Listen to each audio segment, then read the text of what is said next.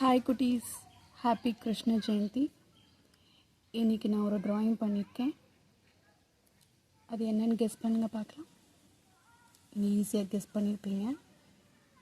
இன்றைக்கி கிருஷ்ண ஜெயந்தினால் கண்டிப்பாக கிருஷ்ணரை தான் வரைஞ்சிருப்பாங்கன்ட்டு. ஆமாம், நானும் கிருஷ்ணரை தான் வரைஞ்சிருக்கேன். இவர் என்னுடைய லிட்டில் கிருஷ்ணா. பார்க்கலாமா?